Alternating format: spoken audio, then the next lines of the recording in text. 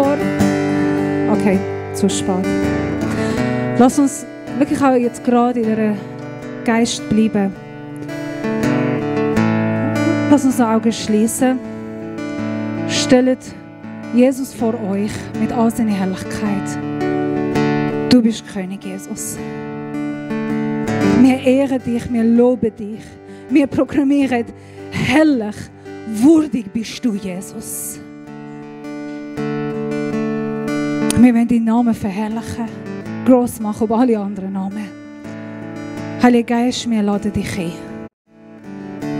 Komm, nimm deinen Platz heute Morgen in unserer Mitte. Komm, nimm den Thron. Komm mit deiner Herrlichkeit. Zusammen mit den Engeln singen wir: Würdig, würdig, würdig ist der Herr Gott allmächtig. Der war, der ist, der kommt. Dir gebührt alle Ehre. Amen.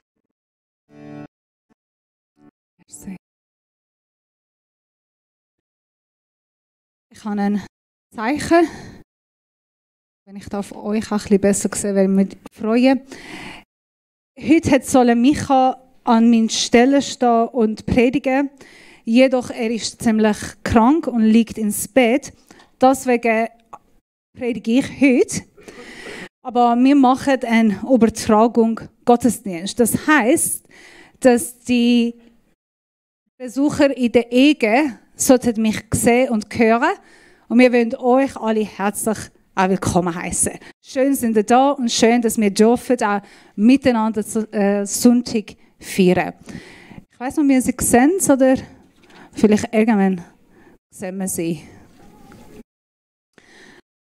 Aber ich glaube, sie sehen mich, das langt, das reicht. Hey, solange dass ihr mich seht und hört, ist tipptopp. Wir haben heute mit unserer Advent-Gottesdienst-Predigt angefangen. Ich weiss, es ist nicht Advent, nächsten Sonntag ist Advent, kann man diskutieren. Ich liebe Weihnachten, ich liebe die Saison, von daher, ich habe gefunden, komm mit, lass uns mit der Feier früher anfangen. Und wir haben uns entschieden, bei der quasi Advent-Predigt-Serie Lieder, die verschiedene Menschen gesungen haben. Also sie haben gehört, dass Jesus kommt. Also Lieder, echte Weihnachtslieder miteinander anschauen. Maria hat gesungen, Simon hat gesungen, Zachariah hat gesungen, an der Nachricht, dass Jesus kommt, der Messias kommt. Und Engel haben gesungen. Eigentlich sind sie nicht gesungen, sie haben nur proklamiert. Das war nicht ein Lied, es war eine Proklamation, aber wir kommen danach dazu. Und heute werde ich mit dem Engelslied, Proklamation anfangen. Sind ihr ready? Kann man das miteinander anschauen? Ich würde gerne mit euch Lukas Kapitel 2 durchlesen. Also nicht das Ganze. Lukas Kapitel 2. Geschrieben, in dieser Gegend waren Hirten draußen auf den Feldern. Danach hielten sie Wache bei ihren Herden. Plötzlich trat ein Engel des Herrn zu ihnen und das Licht der Herrlichkeit Gottes umstrahlte sie. Sie erschrocken sehr und hätten Angst. Aber der Engel sagte zu ihnen, fürchtet euch nicht, hört doch, ich bringe euch gute Nachricht von einer großen Freude für das ganze Volk. Nächste. Denn auch ist heute in Davids Stadt ein Retter geboren worden. Er ist Christus, der Herr. Ihr werdet ihn daran erkennen, dass ihr ein Kind findet, das in Windel gewickelt in einer Krippe liegt. Plötzlich waren sie von ganzen Heerscharen des Himmels umgeben, die alle Gott lobten und riefen, nächste Folie, Ehre und Herrlichkeit Gott in der Höhe und auf der Erde Frieden den Menschen, auf denen sein Gefallen ruht. Als die Engel in den Himmel zurückkehrten waren, sagten die Hirten zueinander, kommt, wir gehen nach Bethlehem, sehen wir uns an, was da geschehen ist. und was der Herr uns sagen ließ. Wenn du in der Kirche aufgewachsen bist und die Vers immer wieder gehört hast, oder egal, wenn du in einem christlichen Land, freien Land aufgewachsen bist, sobald wir die Bibelstelle hören, wir können uns nicht helfen, als weihnachtliche Deko vor unseren Augen vorstellen. Sobald wir die Bibelstelle lesen, denken wir auf den mega schönen Baby im Stall, Maria und Josef neben ihm, ein paar Hirten mit ihren Lämmli, die ihn besuchen. Also, wir tun sehr schnell die Bibelstelle sentimentalisieren. Right. Und eigentlich, wir lesen die Bibelstelle nur so wie, weißt, die Engel sind gekommen und haben gesagt, eher wir lesen sie, Heilige Abend so ruhig und sacht, die Hirten schlafen, kein Tierli erwacht. Engel kommen mit himmlischem Spaß, rufen, Messia im Stall. Ist das nicht krass? Hirten springen auf, lassen das Schläfli stehen, ab zum Stall im Eiltempo gehen. Der Kleine ist da so herzig und rein, wie der König von allen. Das muss sein. Danke, merci. Das habe ich selber geschrieben. Wir lesen die Bibelstelle, als ob es wäre eine Weihnachtskarte. Als ob wäre ein Hollywood-Film. An Weihnachten, ein Mann, der eine Frau verloren hat mit einem kleinen Kind, geht in der Stadt, trifft eine Frau, eine Businessfrau von einer anderen grossen Stadt und plötzlich verliebt sich. Und dann an den Weihnachtstag kommen wir zusammen und heiraten. Kennen ihr die Filme? Wir lassen leider unsere Weihnachtsgeschichte sehr oft von Mainstreams der Medien beeinflussen lassen. Und sehr oft, weil wir haben es so oft gehört und so oft gelesen und so oft erlebt, dass wir vergessen, was für eine Kraft, was für eine Botschaft dahinter liegt. Und heute werde ich euch miteinander zwei Sachen anschauen. Was ist mit dem Hirt passiert? Was ist da wirklich gelaufen? Was heisst es für mich persönlich? Und die Proklamation von den Engeln. Was haben sie gesagt und was heisst das für mich heute persönlich? Wir haben gelesen, die Hirten in Israel, sie haben nicht einen guten Ruf gehabt. Sie sind von der niedrigen Klasse in ihrer Gesellschaft gewesen. Sie haben keine Ausbildung gehabt. Sie haben nicht viel Respekt gehabt. Sie haben auch nicht viel Geld verdient. Sie sind von der Gruppe von Menschen, die halt am meisten ihrer Zeit außerhalb der Stadt verbracht haben. So viel Statuen haben sie nicht gehabt. Und wieso kommen die Engel zu den Hirten? Wieso sprechen die Engel Hirten an? Hat es euch mal interessiert? Habt ihr euch mal gefragt, was will die Bibel mit uns sagen? Also, viele sagen, das ist auch wahr. Die Hirten sind von der niedrigen Klasse in der Gesellschaft und wir haben auch die 3 oder 4 Weismänner, Könige, das waren einfach schlaue Leute. Die sind am meisten sehr reich, sehr respektiert, sehr bekannt. Die reichen Männer, die Könige, sind gut ausgebildet und haben eine sehr hohe Statue in der Gesellschaft gehabt. So, du hast beide Seiten Hirten, die keine Ausbildung, die stinken, die ihre Zeit mit Tieren und Schläufchen verbringen. Und du hast quasi Könige, Weismänner, die sehr hohe Statuten haben. Die sind am meisten Berater bei Königen, bei reichen Männern in ihrer Zeit gesehen. So, du hast beide. Und da ist die erste Botschaft, wenn Jesus kommt, für ihn sind wir alle gleich. Egal, was für eine Statute du hast, was für eine Ausbildung du hast, ob du stinkst oder nicht.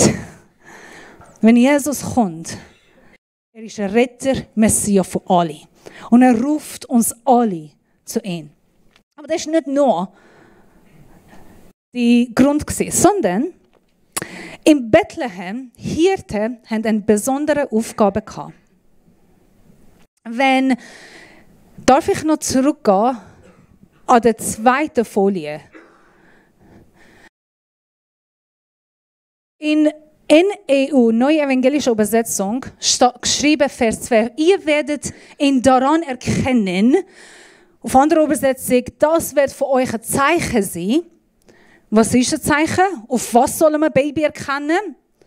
Dass ihr ein Kind findet, das in Windel gewickelt in einer Krippe liegt.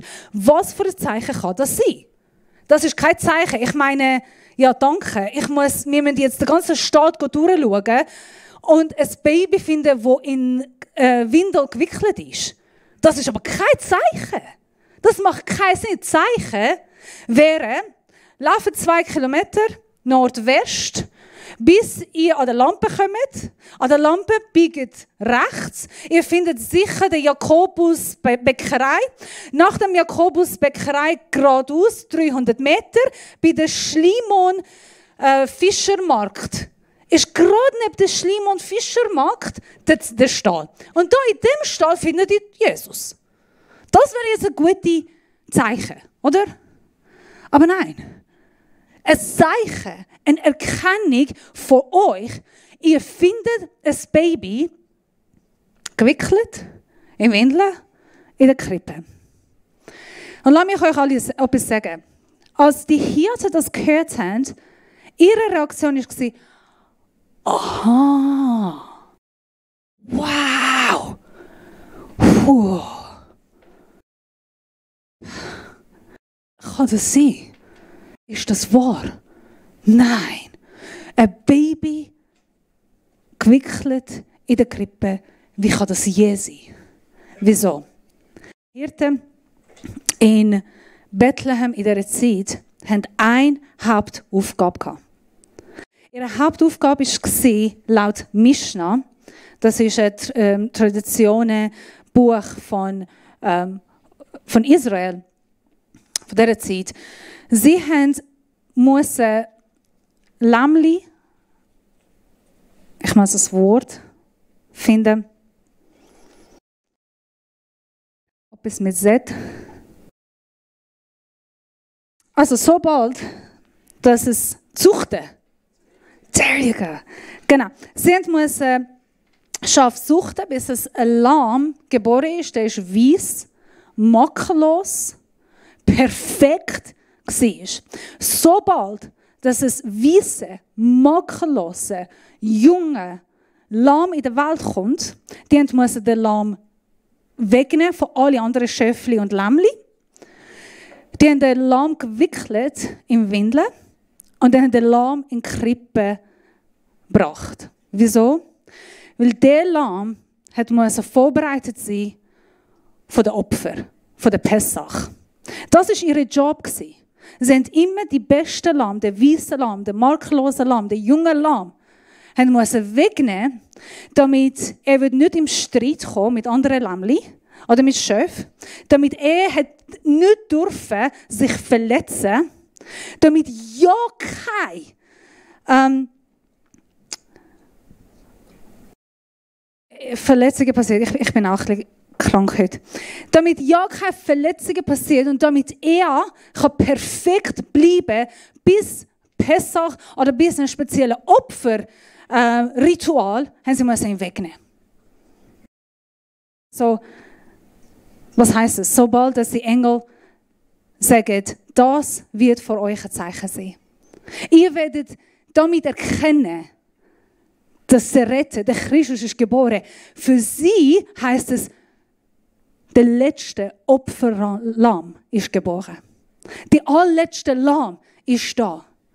Der Pessachlamm ist geboren. Jetzt aber kein Lamm mehr, sondern ein Kind, ein Mensch. Sie haben gewusst, unser Job als Hirt eigentlich ist vorbei. Wir müssen nur mehr Pessach-Lamm hüten und schauen und bewahren und sicherstellen, dass es nicht passiert. Der Lamm, letzte Lamm, ist in der Welt gekommen. Für sie hat es vollkommen Sinn gemacht. Von uns macht nicht viel Sinn, weil wir sprechen nicht die Hirtensprache, aber die Engel haben die Sprache gekannt. Die reden in der Sprache von den Hirten. Ihr werdet ihn erkennen dadurch. Messia, Opferlamm.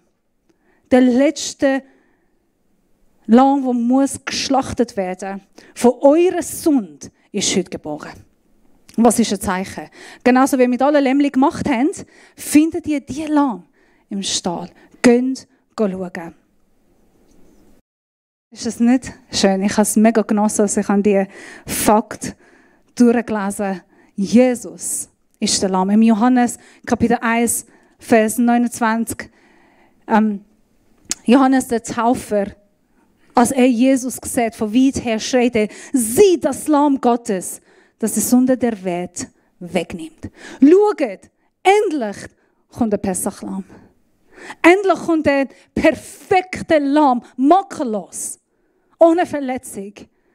Der muss für uns sterben, das ist Jesus. Wenn wir zu Engel gehen, erst erscheint ein Engel, redet mit den Hirten, sagt, schaut, da hinten werdet ihr Jesus finden können. Und dann plötzlich heisst, wenn du eine dritte Folie haben, eine vorher. Eine vorher. Sorry, danke. Es heißt, plötzlich waren sie von ganzen Heerscharen des Himmels umgeben. Was heißt Heerscharen? Eine Armee. Und manche mir denken, oh, das war so herzig, so niedlich. Es sind 3, 4 herzige Engel erschienen. Und da sind Hirten, die noch wach sind. Und dann haben sie die Botschaft hineingegeben und gesagt, geht und wir schauen. Das ist so wie Weihnachtskarte. So herzig. Nein, die Bibel sagt etwas anderes. Da sind Heerscharen von Engeln erschienen. Wieso? Weil der König der Licht kommt in der Welt. Weil die Herrlichkeit Gottes kommt in der Welt. Und die Finsternis, die Böse, die Teufel mag das nicht. Schaut, Gott hat das schon lange vorbereitet. Die ganze Weihnachtsgeschichte ist Gottes Plan. Und er hat bis zum letzten, auf letzten Schleif, hat alles perfekt geplant. Der Teufel, die Finsternis, die wissen sehr genau, Jesus kommt. Und wenn Jesus kommt, ihre Arbeit ist zu Ende. Wenn Licht kommt, sie sind jetzt in riesige Gefahr. Schau, der Licht, Jesus, kommt in der Welt. Im Johannes, nächste Folie.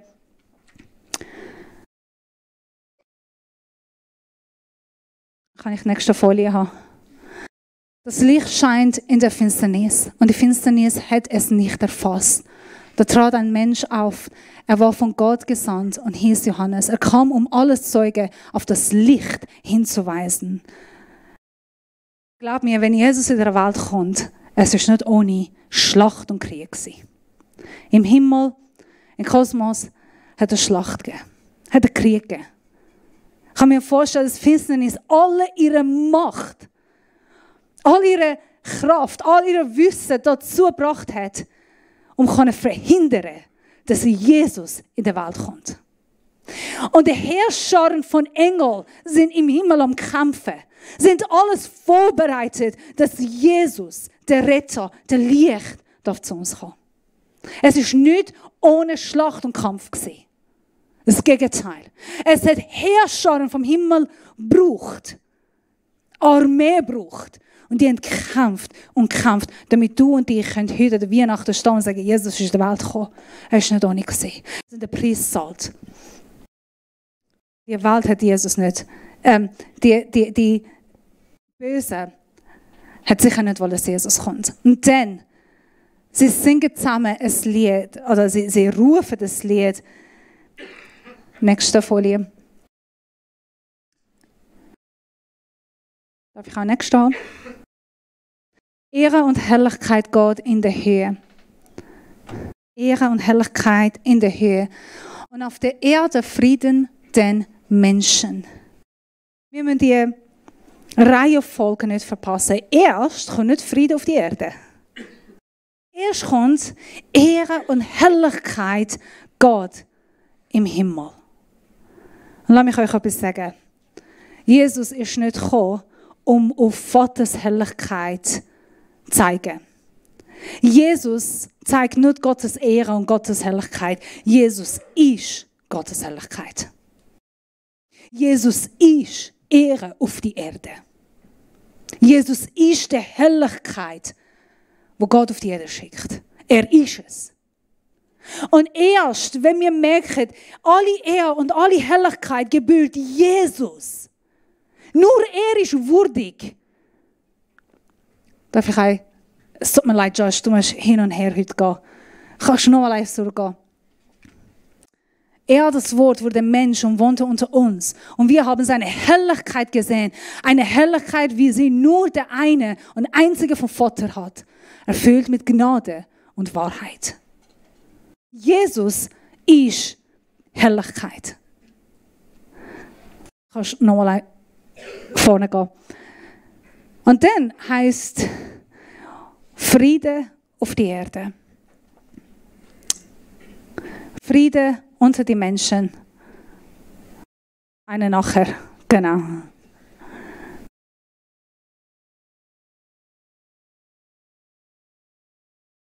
Jesus ist nicht gekommen in eine perfekte Welt. Kannst du auf Vers 14 wieder vielleicht zurückgehen? Also one forward, there you go. Merci. Und auf die Erde Frieden den Menschen. Jesus ist nicht in der Welt gekommen, wo Frieden herrscht. Das Gegenteil, Jesus ist in der Welt gekommen, wo kein Frieden hat. Wo Kampf, Tränen, Krieg, Schmerz und Leid herrscht. Und er ist gekommen, Frieden bringen. Aber nicht für alle. Jesus ist nicht gekommen, für alle Frieden bringen. Was steht da? Friede den Menschen, auf denen sein Gefallen ruht. Jesus ist nicht gekommen, Frieden überall bringen. Sorry. Nein, sondern die Menschen, die sein Gefallen auf sie ruht. Wer sind die Menschen? Menschen, die Gottes Gefallen haben. Sind Menschen, die einverstanden sind mit Ehre und Herrlichkeit Gottes. Sind Menschen, die übereinstimmen, dass Ehre gebührt nur Gott und Gott allein. Dass Herrlichkeit gehört nicht mir, sondern Gott. Die sind Menschen, die einstimmen mit Gottes Wahrheit. Dass er Licht ist. Dass er herrlich ist. Dass er Gott und König ist. Friede kommt zu den Menschen, die ihr Leben mit dem übereinstimmen. Die so leben, dass Gott verherrlicht wird. Sie werden Frieden empfangen. Sie werden Frieden leben. Frieden kommt, wenn wir lernen, es geht nicht um mich, es geht um ihn. Frieden kommt, wenn wir lernen, ihn über alles anderes ehren. Nicht Ehre und Herrlichkeit für mich selber suchen. Nicht mich selber verherrlichen. Nicht nach Herrlichkeit in meiner Umgebung suchen, sondern wenn wir lernen, ihn verherrlichen. Wenn wir können mit der Wahrheit, dass er ist Licht, stehen und so erleben. Von dir kommt der Frieden. Im Ephesus Kapitel 3 steht: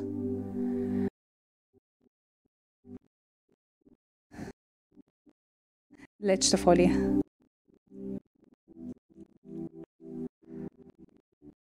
Yes. Ephesus 23. Dem, der so unendlich viel mehr tun kann, als wir erbitten oder erdenken. Und er mit seiner Kraft in uns wirkt. Ihm gebührt die Ehre in der Gemeinde und in Christus, Jesus, von Generation zu Generation, in alle Ewigkeit. Amen. Ich liebe diesen Vers. Wenn wir lernen, ihn ehren, und ich liebe, dass er sagt, in der Gemeinde, im Gebäude ehren, in der Gemeinde. Wir steigen den Lobpreis. Und in dieser Zeit, ich will, dass wir uns daran erinnern. Ehre, Gebot, gebührt Gott allein. Weihnacht hat den Preis. Jesus ist auf der Erde gekommen, hat den Preis gezahlt. Herrlicher Gott hat seinen Thron im Himmel verlassen. Er ist auf der Erde gekommen, damit er der letzte Opfer sein kann. Von unserer Sünde sterben auf Kreuz. Er ist auferstanden. Und heute, er offenbart Gottes Herrlichkeit in unserer Mitte. Weihnacht, das Singen von Engel, die Zeugnis von der Hirt. Erzählt, was für ein Opferlamm wir haben. Erklärt Gottes Herrlichkeit. Nimmt unsere Perspektive weg von uns auf ihn. Und es ist mega schön, dass wir heute stehen und sagen, herrlich bist du, Herr. Dir gebührt alle Ehre, nicht mir. Danke für das, was du gemacht hast. Ich werde euch segnen, wir werden jetzt miteinander beten. Und dann ermutige ich euch wirklich in der Lobpreiszeit aufstehen und alle Ehre ihm geben. Jesus, wir geben dir Ehre. Wir loben und preisen dich. Du bist der einzige König, einzige Herr, über alle Herrschaften, über alle Könige. Du regierst, du bist der Messias. Wir loben und preisen dich, Jesus, für das, was du gemacht hast, für den Preis, den du gezahlt hast. Auf die Erde kommen, auf die Erde leben, auf Kreuz gehen, für uns sterben. Und danke, dass du heute wir dürfen auch Zeugen sein von deiner Ehre. Zeugen sein von deiner Herrlichkeit, von deinem Opfer als Lamm. Dass wir dürfen auch heute überall proklamieren, der Messias ist geboren, der Messias ist da, der letzte Opferlamm ist da. Ich bin frei. Ich bin erlöst. Ich bin gerettet. Merci. Wir loben und preisen dich, Jesus. Amen.